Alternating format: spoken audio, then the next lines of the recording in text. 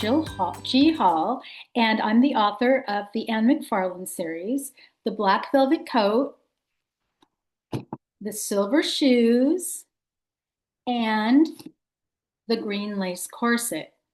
My newest book is not part of the series. It's called On a Sundown Sea, a novel of Madame Tingley and the origins of Lomaland. And it's biographical historical fiction. The other books are dual timeline historical fiction. This is a biographical historical fiction about a woman who really lived. And I live in Point Loma, and which is the site of where Point Loma Nazarene University is. And Catherine Tingley founded the property in 1900 um, when she, as a child, had a vision of a white city on a sundown sea. And so in 1900, she was able to make it happen. And she grew up in Newburyport, Massachusetts on the East Coast. And so I grew up with all these rumors about who she was and what happened on the property. And she was the head of the Theosophical Society, and she moved headquarters from New York City to Point Loma.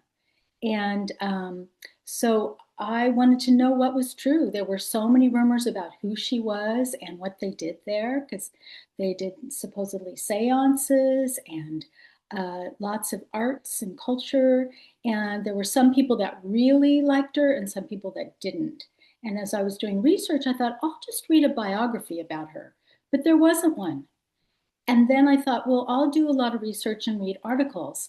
But with yellow journalism and different opinions, there were all different rumors and stories about who she was. And I was determined to find the truth. And one of the rumors that I'd heard was that that there's a lot of round buildings on the property and some that are still there.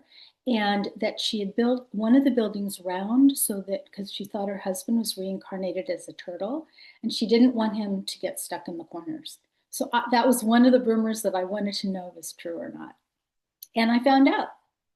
I spent 5 years researching and 5 years writing it. So it's taken me a long time to get it out in the world, and it's coming out very soon. My main person that helped me with research was a gentleman whose parents grew up on the property with Catherine Tingley.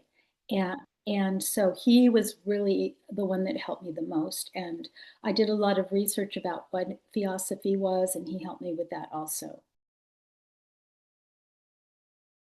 Theosophy is not really a religion, it's more a philosophy, and they believe in all of the masters that had been the inspiration for different religious organizations. So Buddha and Muhammad and even Jesus were people that they felt were saints that really had done wonderful things. And they also believe in nature and spending time in nature and living and supporting humanity.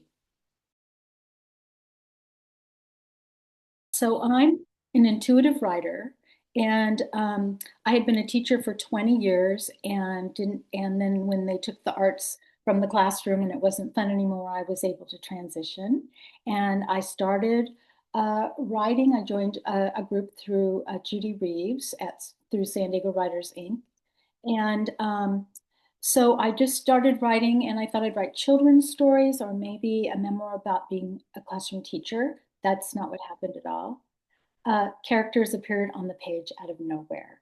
And so it was really a wonderful experience. And I had no idea that I would be writing a whole series.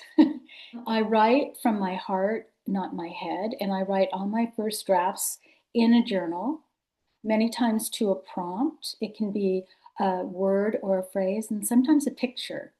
And that those things inspire me to just keep, and I keep my hand to the page. Sometimes it's timed and sometimes not. And I just go with it. I just, let the muse take over. When I first started writing, and the editors would say to me, "You're not your whole job is to have perils in front of your character, and you're being too nice. So I had to come up with worst case scenarios and put lots of challenges in like the character's way.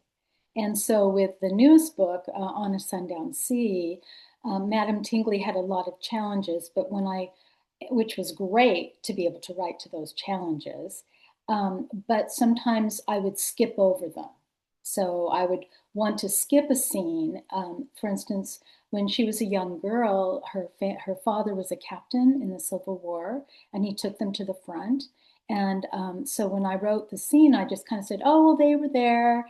And my editor said, "No, you have to write that scene." It was the first time she'd ever seen a person who had died.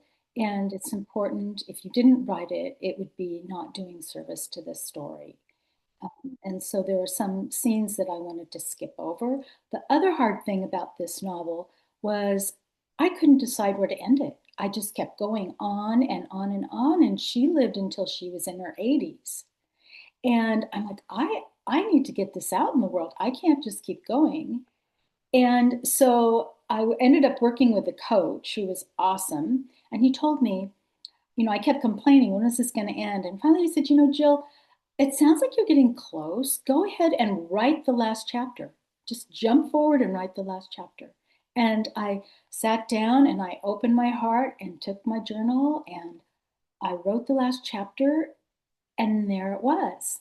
And I said, "Oh my gosh, I'm almost there." So, that was really great to finally have found that I did have an end to it. And I know some people that won't start a book unless they know the ending. But if I knew the ending, I wouldn't keep writing. And I didn't know the ending when I wrote any of my books because I would have never gotten there. I mean, I've had so many surprises happen where all of a sudden one of my characters does something. I'm like, oh my gosh, I can't even believe it.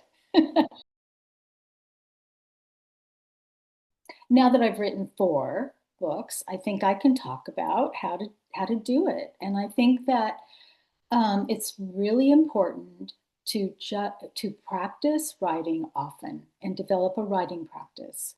So find out when your prime time is, and which is the time of day when you're in your best and you feel the best about writing. And try to schedule time every day to write. I know that's not possible, but usually, tell yourself, make a plan with yourself and your family. This is my writing time, and let me do it and schedule it. I'll put it in my calendar. And now that I'm used to writing, I write almost every day, or at least I'm working every day. And I have time set aside to do that.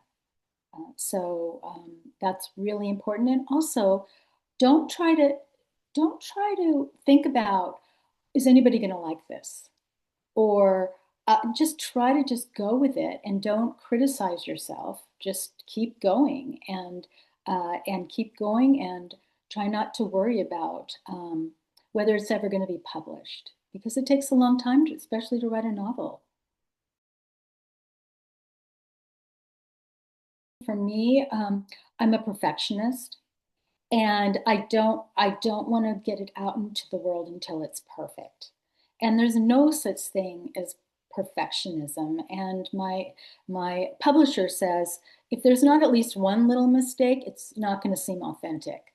And so I've learned not to worry about it. But I go through lots and lots of editors, um, beta readers, different eyes on it before I submit it for publication. And so I think perfectionism is one of my challenges. Well, I'm really lucky because I had a lot of wonderful mentors and I got a lot of really great advice. And Judy Reeves, who is the founder of San Diego Writers Inc., would always say, just keep going. And I think that's one of the best. And so now when I'm working with new writers or even other ones that are stuck, that's what I say, just keep going and you can do it. for many years at San Diego Writers Inc., I facilitated artist way groups. And I got so busy with my books, I had to not keep teaching as much as I had. Now I teach a class called Artist Platform, Finding Your Artist Platform, which isn't just all about social media. It's about who you know that can support you and also your expertise. So why are you an expert in order to write about what you've written about and write the character that you've written and characters? So that's one of my favorite classes to teach. I also like to teach a class on goal setting and intention setting. It's using a different part of your body and your brain, and also when you're typing it in, you I'm always very wanting to go back and keep editing and fixing things. But if you're writing by hand, you don't have to worry about it. And so that's, that's one of the problems with composing on the computer. I have a lot of young people though now that I'm working with. I'm also a poet, so I go to a lot of poetry readings, and they're actually coming to read a poem and they've just written it in their telephone and they're reading it and I'm thinking, oh my gosh, I could never do that. Plus it's hard to see the little print. But a lot of the young people are actually writing in their phones now. And I try really hard not to be critical because we're all different. And I think I'm just happy that they're writing poetry and coming to the readings. So it's a good thing that, poetry is alive and well.